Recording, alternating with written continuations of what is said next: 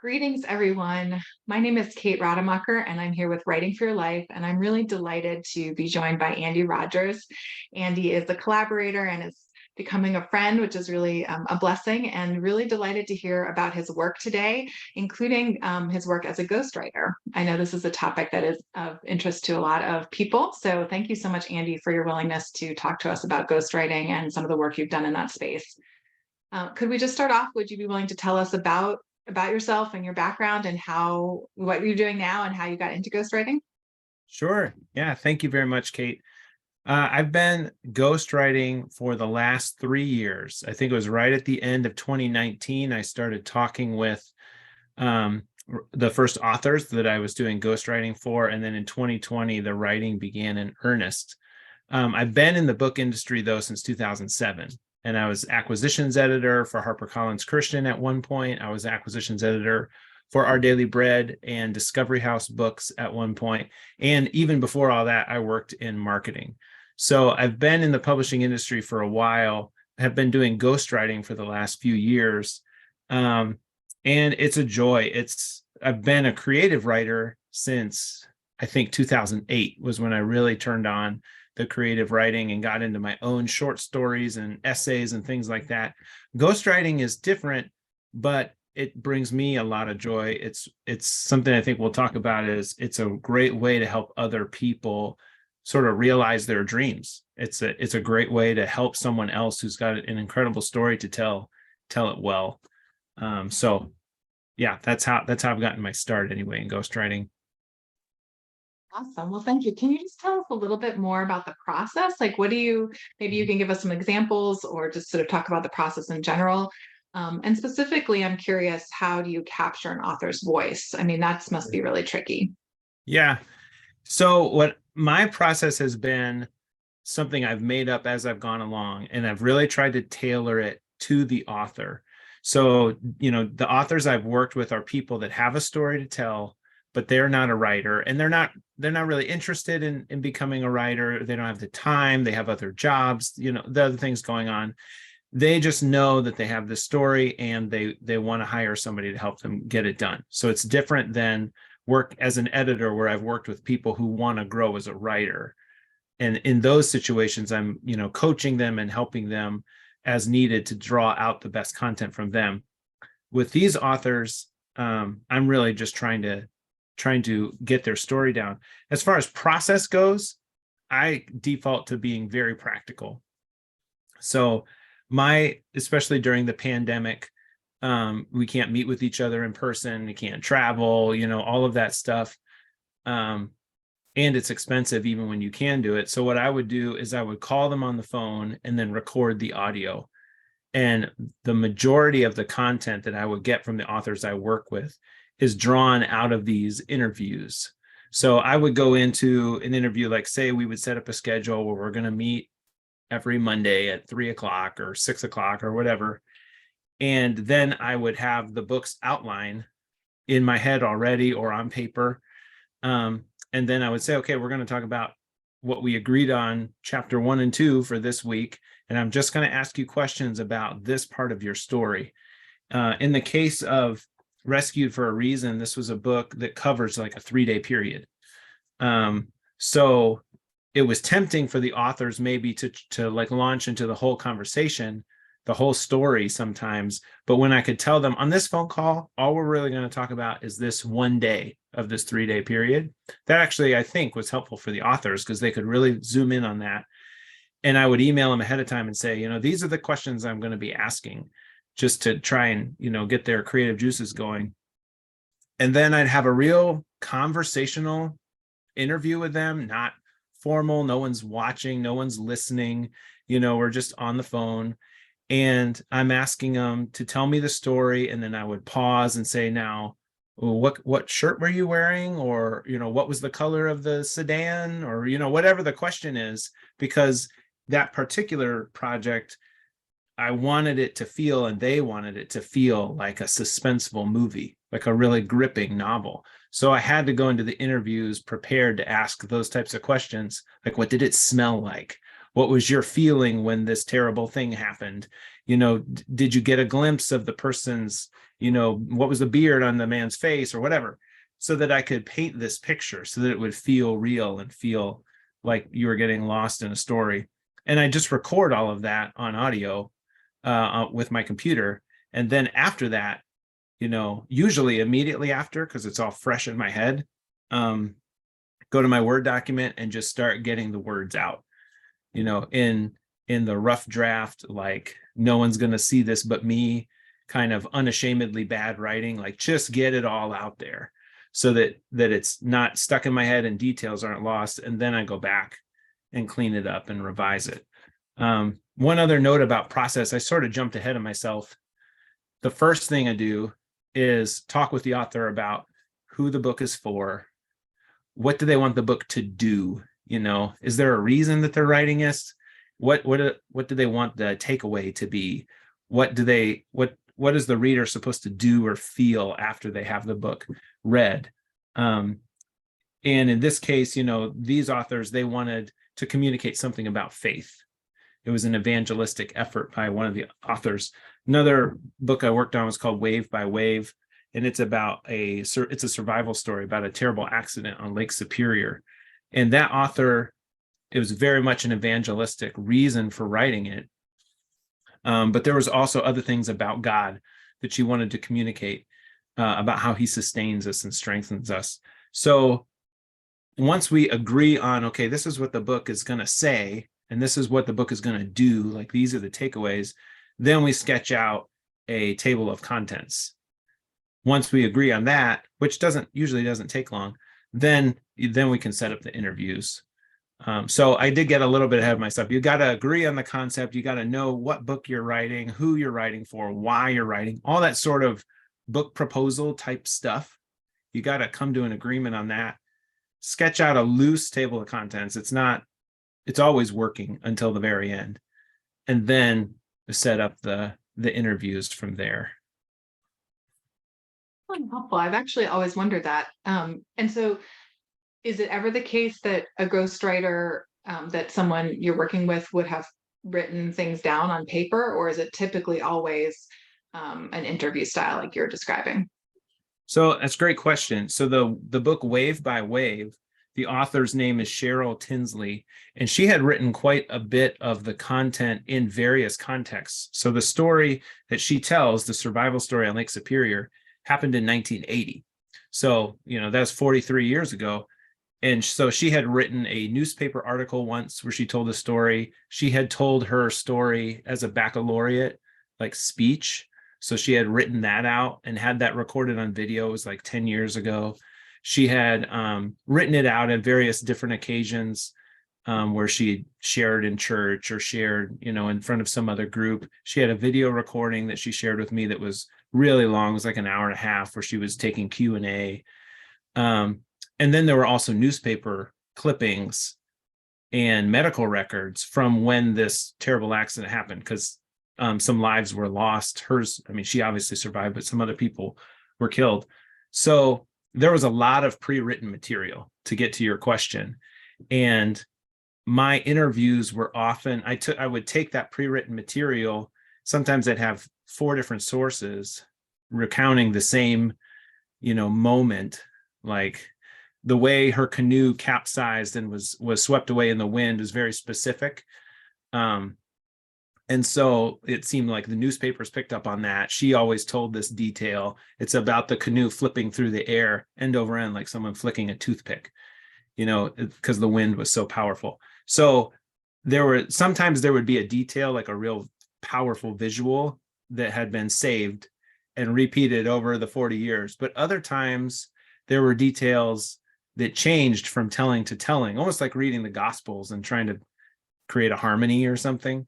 And so in those instances, that's when I would go back to Cheryl, the author, and I'd say, like in the newspaper clipping, it reported it this way. And in your talk, which occurred 25 years later, you talked about it this way. What's the most accurate way and what makes sense for this book? And I would ask questions from there. That was not the case with Rescued for a Reason. And honestly, there have been instances like this as an editor where I have to ask an author. I'm sort of doing the same type of work where I'm coaching content out of them where it isn't pre-written. And that's where, you really rely on an interview and you have to ask the right questions and even preface the questions by saying, this might seem really granular and unimportant, but if you want the book to feel like a novel, or if you want the reader to get lost in this action sequence or whatever, then you've got to fill in these details. You've got to tell me what the room smelled like, so to speak. Mhm. So That makes a lot of sense. Yeah, and just for that this is really interesting and helpful. And just for those of us who aren't as familiar with these processes, can you just briefly describe the difference between a ghostwriter versus a mm, co-author versus a collaborative writer? I've heard that phrase as well. sure. Yeah, those are all terms I think that have various meanings depending on who you're talking to. So I'm going to share what I understand them to be, but you might, Google them and find something slightly different than what I say. Um, Collaborative writer is really the big umbrella that everything can fit under. And ghostwriter, the way I see it used most often, is is truly that person whose name is not on the cover. They do all the writing. Their name isn't necessarily on the cover. However, having a ghostwriter doesn't have the stigma that it used to have. And truth be told, the majority of best-selling books in any marketplace, that author has probably had a writing coach. They've certainly had a good editor, and they may have had a ghostwriter. So the stigma is kind of going away. But so often you'll see ghostwriters being acknowledged in the acknowledgments, and whereas before maybe they were really it was hush hush a little more. Um, and then co-author I think more broadly means somebody that actually contributed to the content. You know, so you and your friend would write a book about, whatever discipline you're familiar with, and then the two of you co-author this book on, psychology or biology or whatever. Um, with collaborative writing, I think co-author is used a little bit more to say like a ghostwriter that's being acknowledged on the cover. It really the fences between those definitions, or the lines between those definitions, are very blurry. I think ghostwriter is the term that most people, they know what you mean when you say it. They mean you write the book for somebody else. Whether or not your name is on the cover, it almost doesn't really matter. Yeah, it's probably on the circumstances. So can you tell us a little bit more about like how you got into this career and kind of what you hope to get out of it? And so I'll ask you later, if someone wants to work with a ghostwriter, how do they go about that? But for you as a ghostwriter and in this space, how did you get into it and what are your goals? And yeah, just tell us more about your sort of, Sure. journey into that. Yeah. So I have found that when I read interviews by accomplished ghostwriters, most of them have the same origin story, which is they got into it by accident. And I would say that's true for me too, but maybe it's less accidental, and a little more, I realized I could do this and I might enjoy it. So the way I got started was I was doing some work for hire writing for other publishers, which is not that dissimilar than being a ghostwriter, because sometimes the work for hire writing, your name isn't on the cover. It's not like it's your book. In the same way, you're not getting royalties, but you're writing content that publisher is going to use in whatever book. Think of like the travel logs or the quiz books or the whatever books you have in your house that there's no clear author for. A lot of that content was written by work for hire writers, most likely. So I was doing that kind of writing already. And I was an editor. And a lot of acquisitions editors will tell you, if they do developmental editing, that sometimes developmental editing can almost be ghostwriting. Nobody really wants that. They want to have really strong manuscripts, but sometimes the manuscripts are not strong. And you just have to add some content in there and work with this person to get the content out. So I was already doing that kind of writing in two different ways. The work for hire and the acquisitions editing that sometimes went that way. And I just realized I could probably do this if I gave it a try. If I had a chance, I could probably do this. And I was was working with an agent because I have my own creative writing ideas, want to publish my own books, all that kind of stuff. And I just started asking him and started asking around. I'd met some ghostwriters through working and publishing, and just started asking around, how did you get your start? What made you think you could do it, et cetera, et cetera. And eventually found somebody that needed one and just dove in, said, I'm going to give it a try. And I love it. I mean, for me, it's the same type of thing the editing is, or does the same type of thing for me the editing does, which is give me that joy of working with somebody closely on a creative project and seeing it come to life.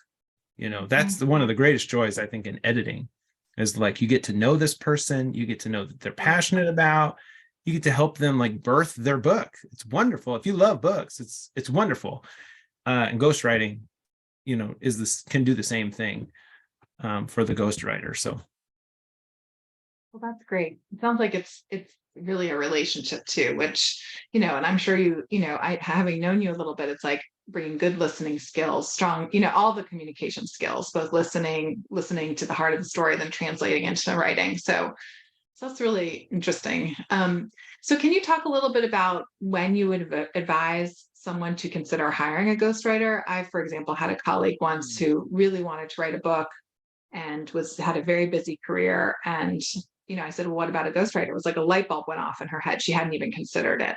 So, can you talk a little bit about when you think it's appropriate for people to, consider hiring a ghostwriter and in what circumstances? Yeah, that's a great question. I would say you've already indicated one of them, which is if you're too busy to write your own book, but for some reason, there needs to be a book.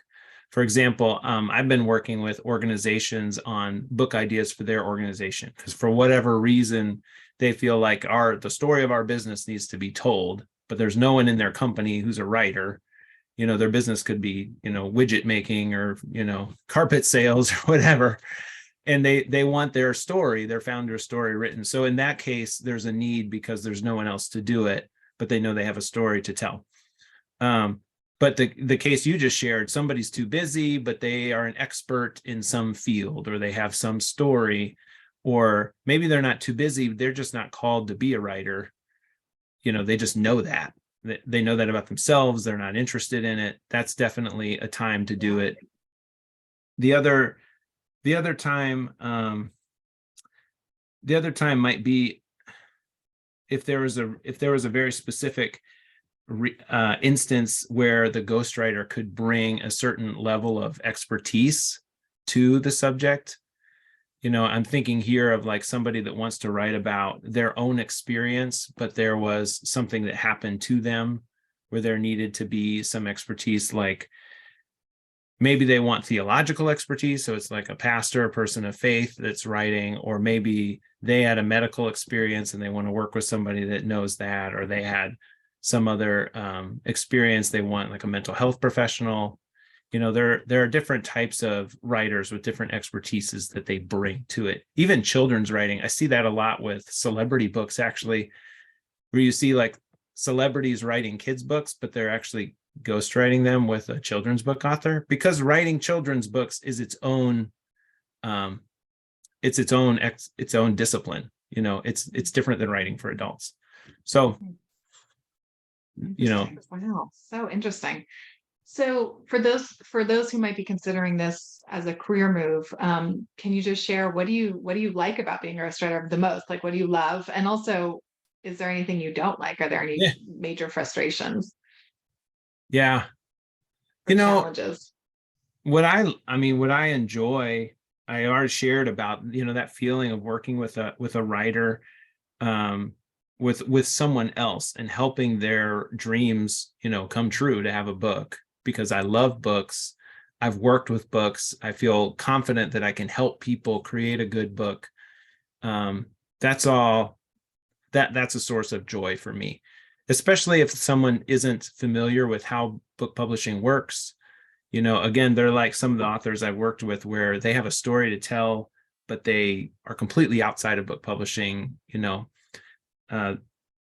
It's a joy to be able to lend my expertise and experience and help them get a book done and get it done well. So I enjoy all of that. Plus, I just enjoy writing. I mean, I love to edit. That's a certain discipline. I love doing my own creative writing, but that can tap your creativity. Like there are some people that can write novel after novel after novel or whatever.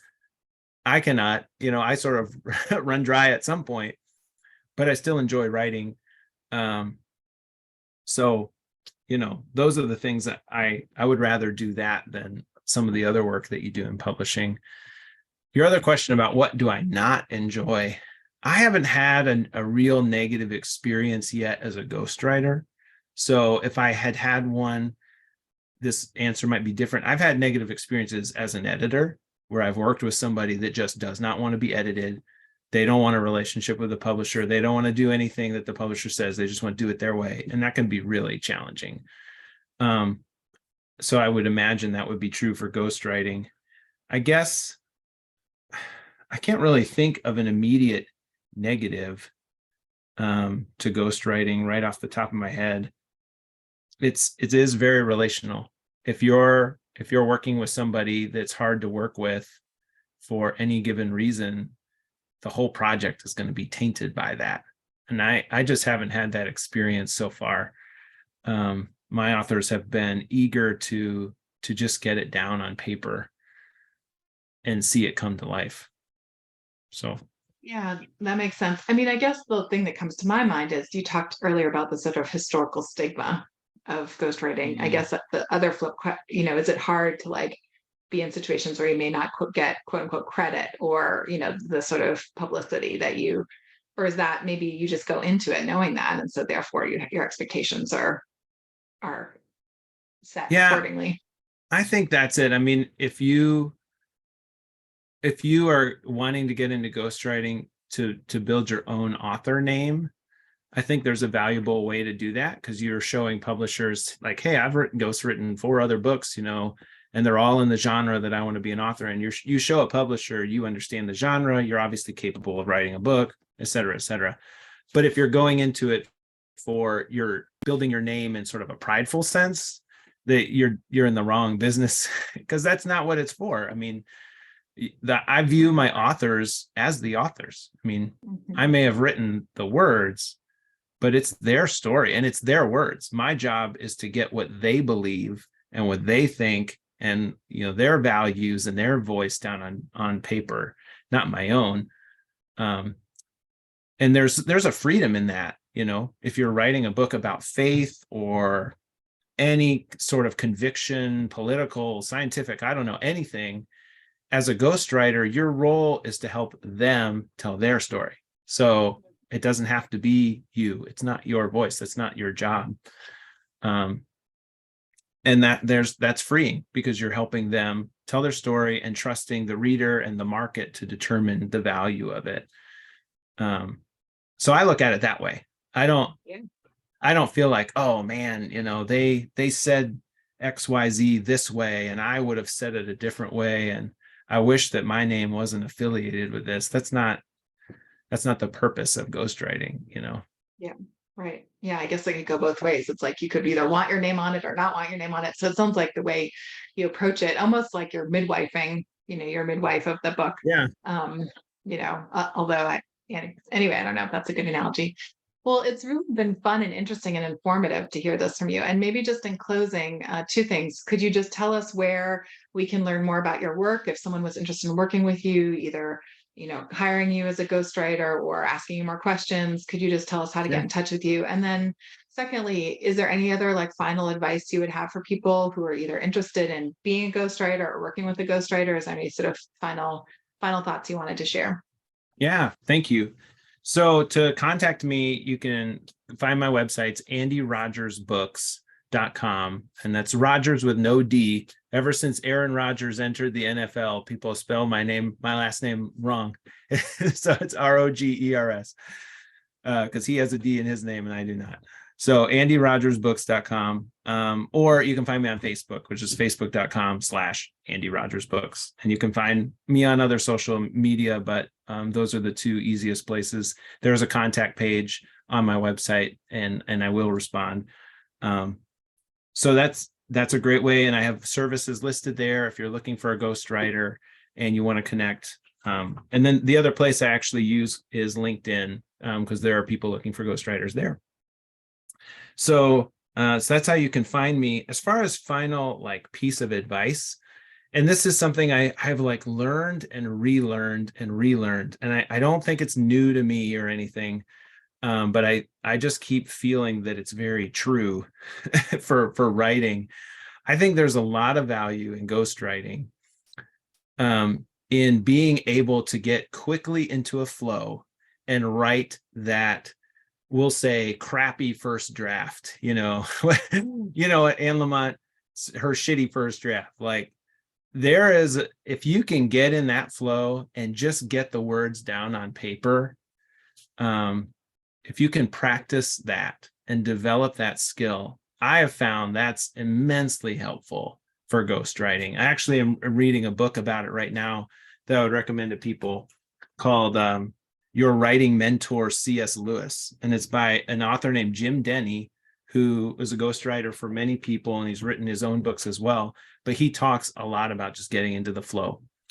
And again, I've heard other writers talk about this. You know, you have to approach writing unafraid of your errors, and you can't stop and edit every sentence, and you can't, or you're never going to get the first draft done. And I've found that to be incredibly true in all the writing I've done. But even ghostwriting, you know, just getting that first crummy draft out with all of its errors and all of its mistakes, even factual errors, knowing that I can go back to the author after I've cleaned it up and say, okay, I got this down, but I want to make sure, you know, is this the right date? Is this the right idea that you wanted to communicate? Did I say this sentence the right way? You know, but I can't do all of that unless I get into that flow and just get it all out. So just working on that skill, being unafraid to just sit down and write. Well, that's great advice. I think probably for any writer, but certainly it sounds Yeah. like in the ghostwriting arena as well. So, well, thank you so much, Andy. Again, this is Andy Rogers. His website is andyrogersbooks.com, right?